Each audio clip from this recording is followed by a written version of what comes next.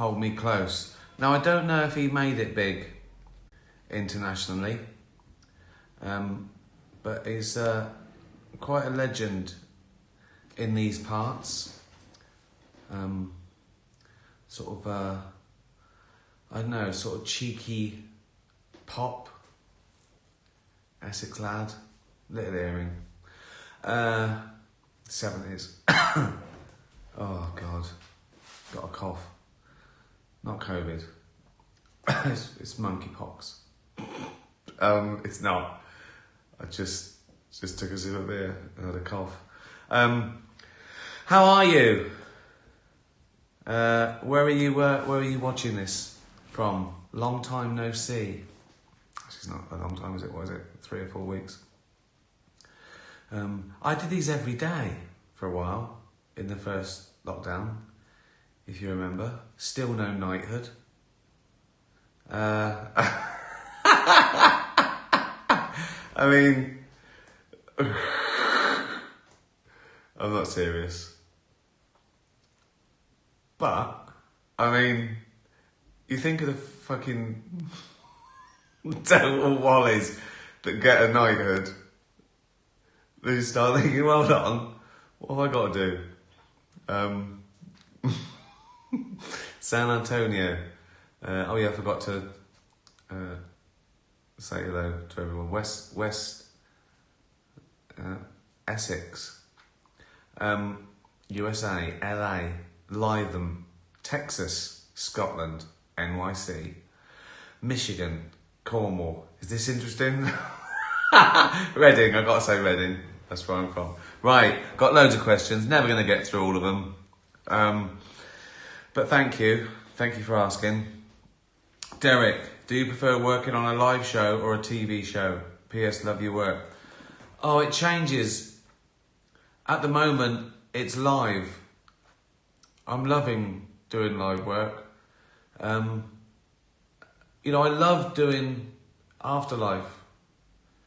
But the thought of starting again, I know that's the good bit as well. But I don't think people understand the work. When you do it all yourself, the work that, I mean, I know it's only 18 episodes, but that is 3 years. That is 3 years work. Whereas live, first of all, it's very different as well. So, you know, you write a screenplay or a sitcom or a drama or whatever, and you write it and you rewrite it and you do it the best way. Then you film it and you change it and you edit and all the way along. But once you finish, that's it. You put it out there. You hope people like it. If people don't, then you can do about it. Whereas stand-up, you change it every night, and they pick your best bits. So it's sort of like evolution by natural selection, and soon you're left with an hour that most people laughed at all the time. And so I hardly write a script for stand-up now. I have points and I go out there and do them until everyone laughs every 30 seconds or whatever. So every bit of it is sort of like fun, and it's getting better. And you instantly know if something works or it doesn't. Also, even as a business model, and this is no reason, right, why I'm loving stand-up more at the moment. But if you get 20 million to make a film, you make a couple of million. If you get 20 million to do a stand-up, you make 20 million. You know, and you've been paid to tour it. So as a business model, it's a no-brainer. You can just keep doing it. You see the world. You do it on your terms. When you're making a show or a film, even if you get final edit and you say you're doing it all, there's still 60 people. And then the broadcasters worry about it. You don't know when it goes out.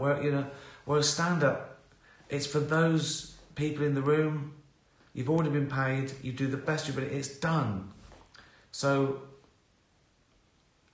And you can keep getting better. You can just keep getting better. But I will do another TV show, I'm sure. But at the moment, I'm just loving live work, if that makes sense. Rachel, if a portal opened up in your bedroom to another world, but you didn't know what was on the other side, would you go through? No. Or would you say Jane? No. No. No. What? I mean, maybe if the house was on fire, or someone said you've got a minute to live here, or there's a meteor trying to... Yeah, maybe. But at the moment, my life's all right. Why take a risk? Going through a portal and just entering a world where big things just eat you immediately. I go out there, go, dead. I don't know. Go out there, just go, oh, everything's radioactive. Just boring, just nothing. No, definitely not. Kids, don't go through a portal unless you know what's on the other side. Emily, Rodney and Stanley. Oh, Rodders. Rodney's a dog, I know him. How do you make tofu crispy in the stir fry? Well, I didn't know this, but I checked. And with Jane, air fryer first. Put it in the air fryer first, and coat it with a little bit of corn flour. So, what am I, a cook now? Oh, I love crispy tofu. Oh, I could eat just that every day. That's probably why I'm the world's fattest vegan. Because it's a myth that you go, oh, you can't be fat and healthy and happy on, but you can. If you eat vegan food like I eat vegan food, I've found all the most fattening vegan food there is. Yeah, that's how you do it. Keena, how long did it take you to write the script for Supernature? Or were there any books or papers you referenced? Thanks a bunch. Well, as I said, I don't really write a script anymore. I sort of used to. My first few shows, like Animals particularly, was like an Edinburgh show where I wrote it and made it like a thing and then went out and practiced it. And that, it swings and roundabouts. That's got its advantages. But I found now that to stumble out on stage, not knowing what you're going to say, but knowing what you're going to talk about is better, I think. It's more exciting for the audience. When you do the warm-ups, they see behind the curtain. They see the bits that work and don't work. You can reference that. They like seeing you sort of struggle, I think. Lose faith in the material in real time. And then they know they can go next week and it'll be different. And I think you probably get to a better place. I think if you only did, improv around themes for a month or wrote for a month, I have no doubt what the better show would be the time in front of a real audience. Because you can think you come up with the greatest joke or routine in the world, but you don't know. Until you say it out loud and they laugh or not, you don't know. So, yeah, I answered your question. Pax the Cat, what's your favourite view? Are you a mountain, city or beach person? Well, I like them all. Cityscapes can be breathtaking. When I see something like, New York or Amsterdam, I go, wow, look at that. I'd love to walk around there. Mountains, incredible. Been to beautiful mountainous areas like Banff, and beaches, looking out across a sea, looking out across the Aegean Sea. It's amazing. I couldn't choose. They all give me a different sort of buzz. I'd add forest to that, just just looking into woods or forests. Amazing. I'd probably be natural over cityscape. But yeah, I like to see something that I know is packed with nature, even if I can't see it. A really thick forest. I know there are creatures in there. Otis. Sometimes I feel like your BAFTA awards are looking at me.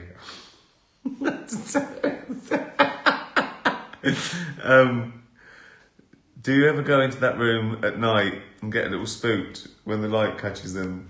No. Do you prefer to sleep with total darkness or a night light? Sleep in silence or with white noise? Okay, that's important to me.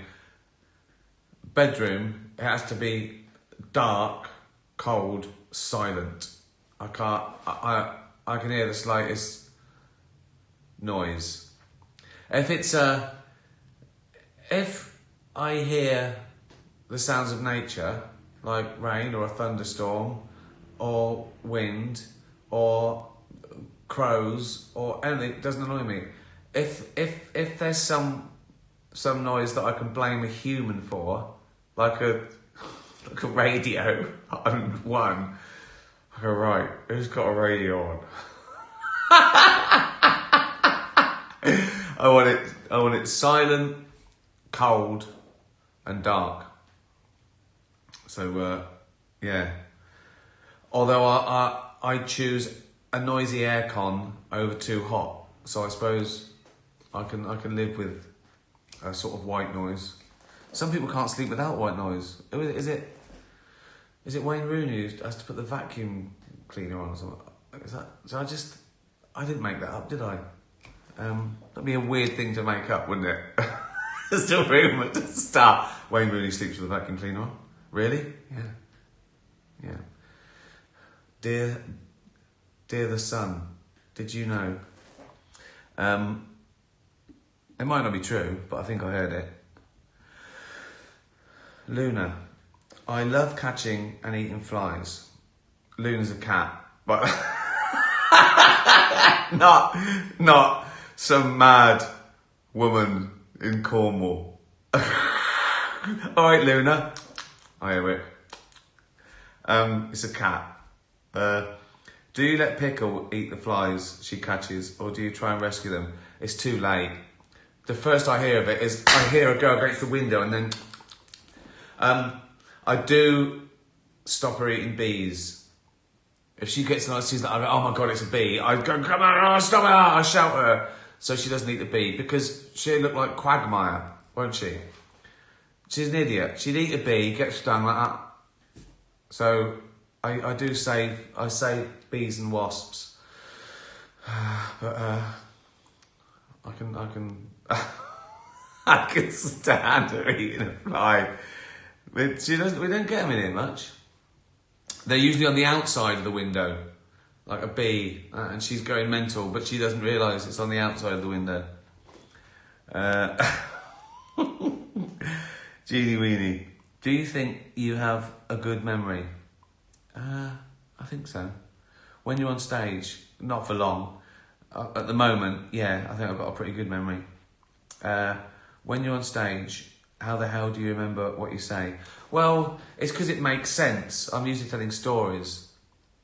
I think because everything flows and makes sense. So it's easier to tell a narrative than random.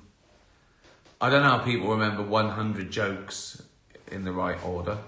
But yeah, and I couldn't, like learning Shakespeare or something for school, because it made no sense to me. It's harder to learn and remember, if you know what I mean. But all this makes sense because it's, also, I either know what I'm going to say, because I've said it before, or I don't know what I'm going to say. So I can't really go wrong, if you know what I mean. Gunnar and Andy. Gunnar, if every neuron, here we go. Gunnar, the cleverest dog in the world.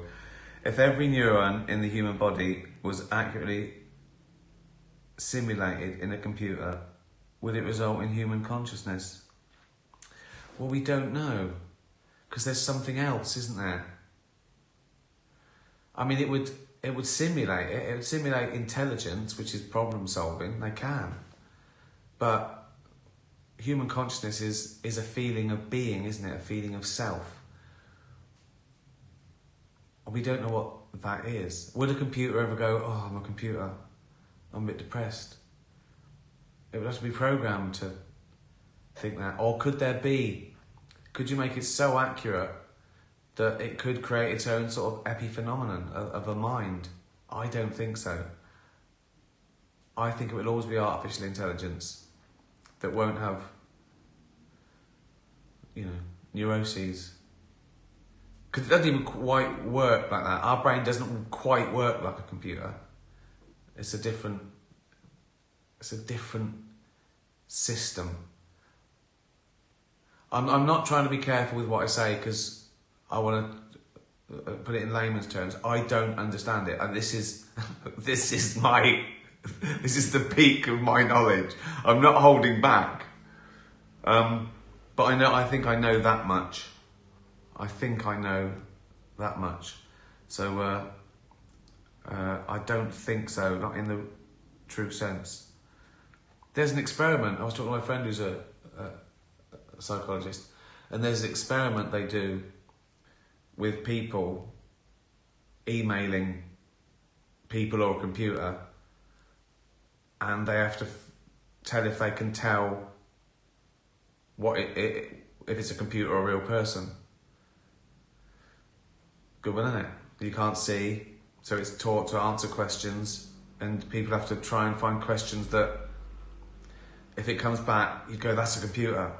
And it's hard, because they could program it to answer in a way that a person might. Tricky. Andy, I like car rides. Do you like car rides? I do. I didn't used to. I don't really like travel. I just want to be there. I want to...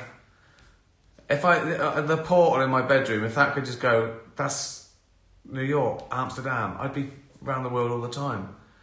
But I am better in car journeys than I used to be. I think I used to be car sick growing up. Now, I don't know if that was the cars were worse, the fumes, the engine. Like, I was in the back instead of the front. But I don't know. I do quite enjoy a nice car, a little journey now. Thanks for asking. Chloe, how is your Armageddon research reading going? And do you ever read fiction? I don't read fiction. No, I haven't got that sort of brain. I don't think I can concentrate reading fiction. I read the first sentence and I think, oh, what would I put next? Or, you know what I mean? Whereas if I'm reading non-fiction, I'm more focused, I think. Reading fiction is supposed to be very good for the brain function. Perhaps a question for Sam Harris. No, I can see that.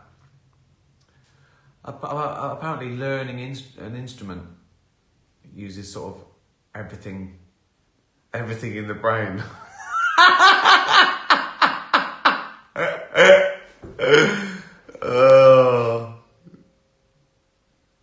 You know, when you start talking about stuff you think you know about and you've loved all your life, then you realise how little you know. That's good though. Imagine thinking you know everything. You'd be an idiot. So, because I know I don't know anything, I'm a genius.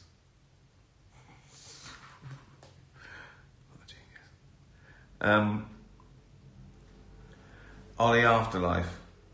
The world is about to explode. I like all these questions about Armageddon. That's good. The world is about to explode, but 100 people are allowed on board a spaceship.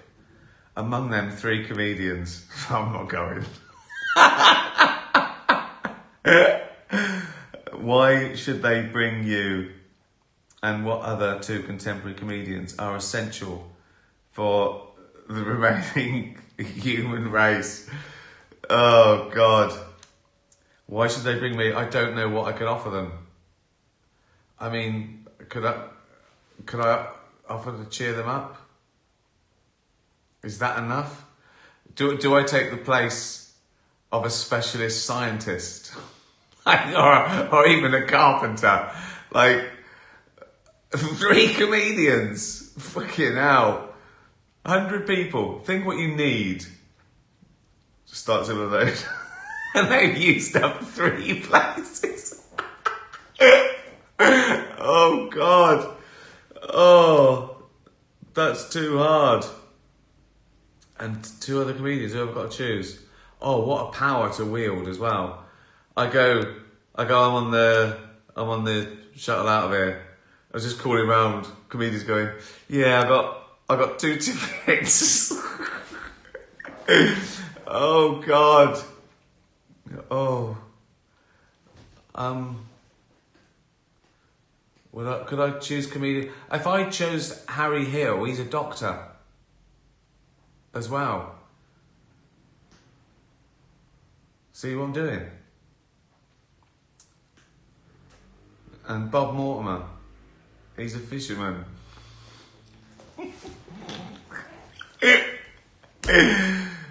Oh, God. I have no idea how I'd get on. Or whether I'd want to go.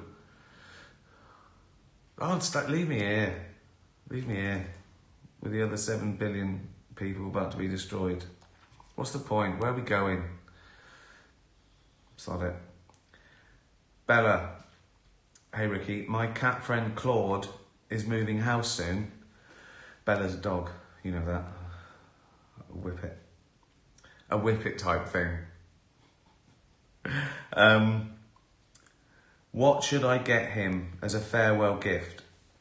He's outdoorsy, wears a toupee, and identifies as a boy, despite actually being a girl. Any gift ideas? Hold on, he's outdoorsy, wears a toupee, identifies as a boy, the girl. So Claude's a girl. Claude's a she-cat, wears a toupee, outdoorsy. Maybe a pipe.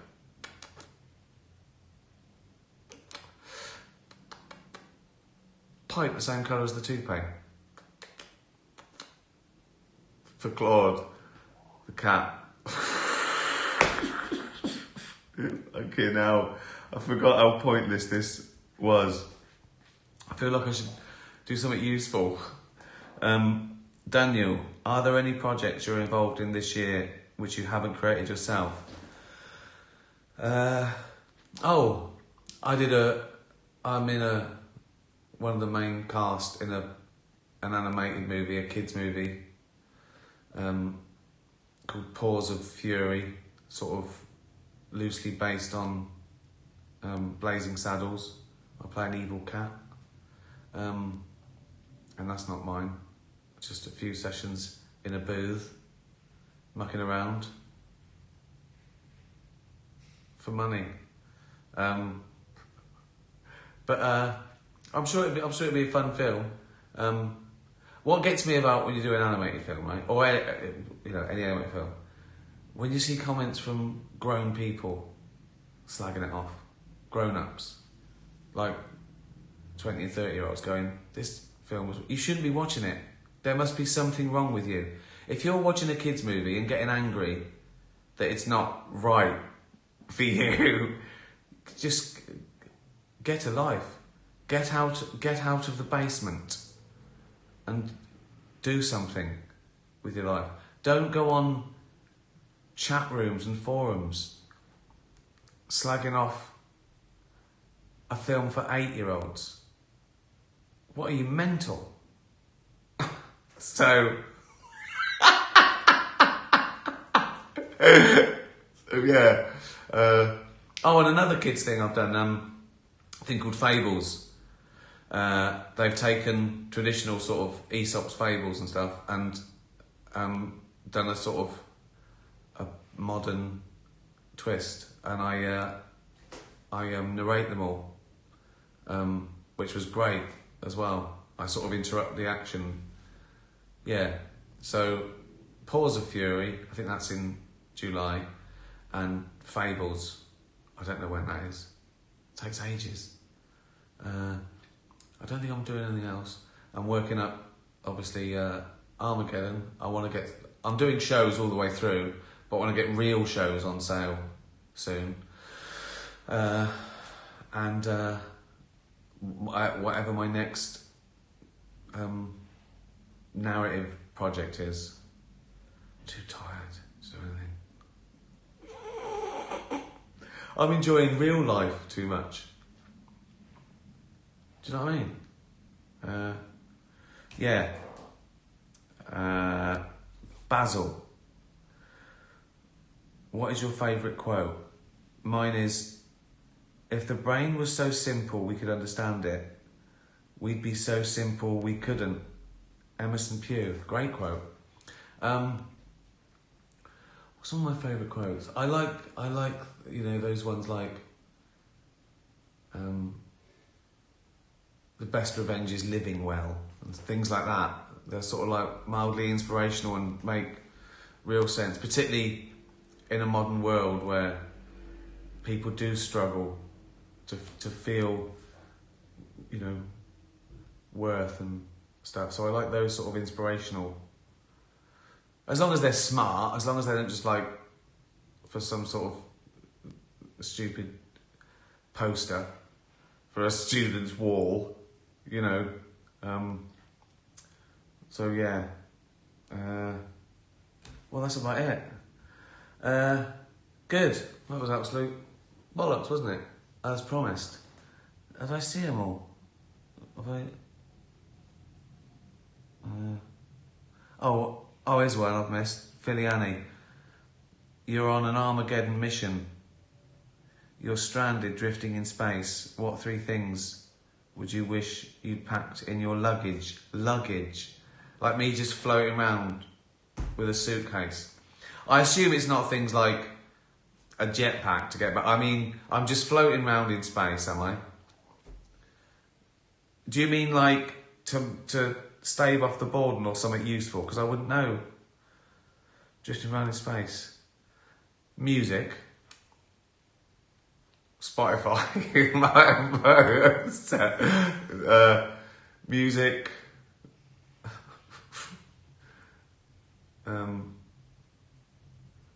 I usually take earplugs everywhere, but it'd be probably quite quiet up there, wouldn't it? Shades, so I look good. Sunglasses. Spotify. What else? I don't know. Binoculars. They look I'm in space and I can see the foxes in the garden still. Oh, God. Right, there you go. Some absolute bollocks. Okay, what have I watched? I usually end with I just watched the last series of Borgen. It's amazing. It is one of the best shows ever created. I mean, up there with The Sopranos and The Wire and Gomorrah, and I mean,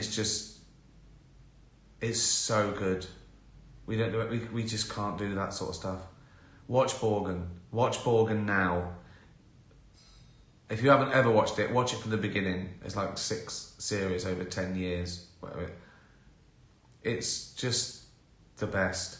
Watched a pretty good one called Gloria. It was like a Cold War sort of spy thing set in a radio station. And that's good. That's really good. That's all about, espionage and spying and closing down free speech. It was great. What else? I quite like Wrong Side of the Tracks as well. Spanish thing. Good. But Borgen, remarkable. Forget it. Right, I've got loads of others as well. I've watched loads of others, but I can't think at the moment. My eyes are stinging. I've just had a bath. That's why I need my shades. Good. Thanks for following. Thanks for retweeting everything. There's all the lovely comments about Supernature. It's gone through the roof.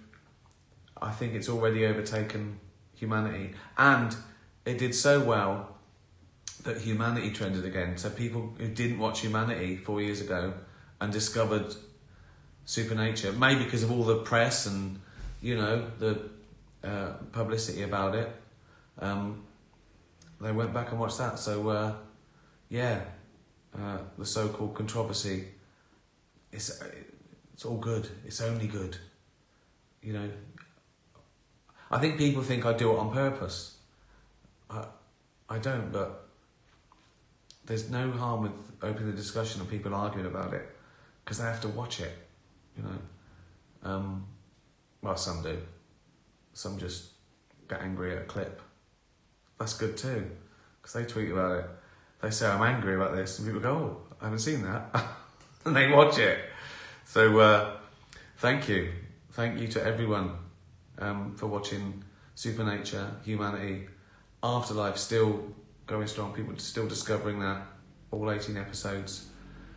Oh, it's going to be tough to beat that. Maybe I won't. Maybe I won't do anything else. I'll just potter around in the fucking garden. Thanks, everyone. Oh, be nice to animals. You might have heard the platinum tickets raised like $500,000, which I gave to a few charities. And there's some, there still might be some gigs that they haven't done all the final figures. That if I get any more, I might give it to a few little smaller charities as well. And I'm going to do it again for Armageddon as well. So thanks for that. The Yulin Festival's on again, which is the worst thing imaginable. I've talked about it, and I know we probably can't stop them doing it, but there are funds that people go over there and buy the dogs that are going to get tortured to death. So if you can bear to look it up, there are fundraisers that people try and save these beautiful little creatures. And, you know, it's not about the species. I don't eat any animals. I'm vegan now, and it's not that they're eating dogs, it's that they're torturing them. But, you know, we torture all animals to eat them. There's no good way to keep an animal all its miserable life and then kill it. I've brought the tone down, haven't I? Be kind to animals. Tatty bye, everyone. Tatty bye.